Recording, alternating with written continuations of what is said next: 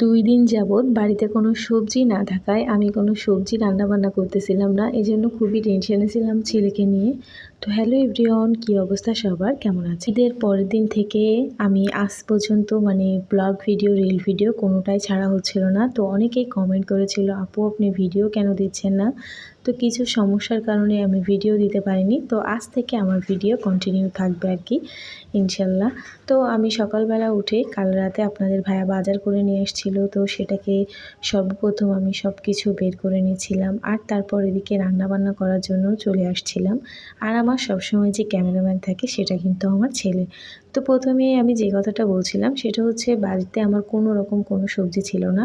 আর আমার ছেলে, আমি এবং আমার হাজব্যান্ড, আমরা 3 জনই সবজি খেতে ভীষণ ভালোবাসি। তো বাজারেও যাওয়া হচ্ছিল না আর সবজিও কেনা হচ্ছিল না। তো আপনাদের ভাইকে রাত্রেবেলা আমি বাজারে যেতে বলি আর সে বেগুন, তারপর অনেক ধরনের সবজি কিনে নিয়ে আসে। সেগুলো সবই আমার পছন্দের ছিল। তো সকালবেলা আমি ছাদের উপরে বসে একদম খোলামেলা হাওয়াতে বসে এগুলো বের করে নিয়েছিলাম। তারপর রান্নাবান্নার জন্য সব কিছু কুটে কেটে আমি গুছিয়ে নিয়েছি। আর যেহেতু আমি এখন প্রেগনেন্ট, সব কাজ আমাকে একা হাতে করতে হয়, শাশুড়ি মাও পাশে নেই, এজন্য একটু কষ্ট হয়ে যায়। তাও নিজেকে মানিয়ে নিতে হয়, কারণ আমার ছেলে আমার হাজব্যান্ডই খাবে। এটা ভেবে কাজ করতে গেলে দেখি আর কোনো কষ্টই মনে হয় না। তো আমি সকালের জন্য রুটি বানাবো আর দুপুরের জন্য তরকারি, এজন্য সব একবারে নিয়ে নিয়েছি। তো রুটি এদিকে আটা চটকাচ্ছিলাম, ওদিকে সবজিও রান্না করতেছিলাম এক সাইডে রুটি খাওয়ার জন্য। তো এদিকে আমি রুটি বেলছিলাম, আপনাদের ভাই আমাকে রুটি সেঁকে দিচ্ছিল। কাজে যতটুকু পারে আপনাদের ভাই আমাকে সবসময় হেল্প করে, কারণ যেহেতু আমি অসুস্থ, আমাকে একটু হেল্প করলে আমি একটু ভালোভাবে কাজ করতে পারি আর কি। তো তারপর রুটি টুটি খাওয়া শেষ হয়ে গেলে আমি মাছ ভাজতে চলে আসি। তো মাছ ভাজতে দিই আর এই সাইডে তরকারিও আমি রান্না করে নিয়েছিলাম। তো আমি কিন্তু গোটা মশলা দিয়ে আজকে তরকারি রান্না করতেছিলাম। গোটা মশলা দিয়ে তরকারি রান্না করলে কিন্তু খেতে একরকম লাগে আর বাটা মশলা দিয়ে আরেক রকম।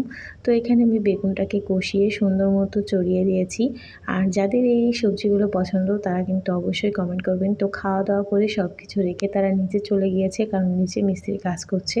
তারপর তারা আবার চলে আসে সকালে চা খাওয়ার জন্য, আর আমি চা বানিয়ে দিয়ে অনেক সুন্দর করে, আপনাদের ভাই আমার হাতে চা খেতে সবসময় অনেক বেশি ভালোবাসে।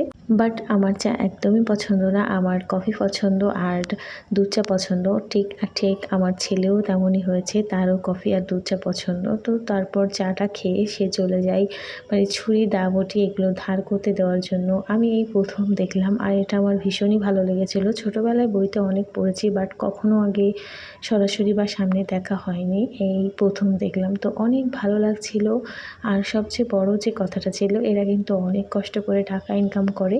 তো সন্ধ্যায় অল্প একটু নাস্তা খেলাম। তো এটাই ছিল আমার আজকের ব্লগ। সবাই ভালো থাকবেন, সুস্থ থাকবেন, দেখা হবে নেক্সট একটা ভিডিওতে। আর ভিডিওটা যদি ভালো লাগে তাহলে লাইক, কমেন্ট, শেয়ার অবশ্যই করবেন। আল্লাহ হাফেজ।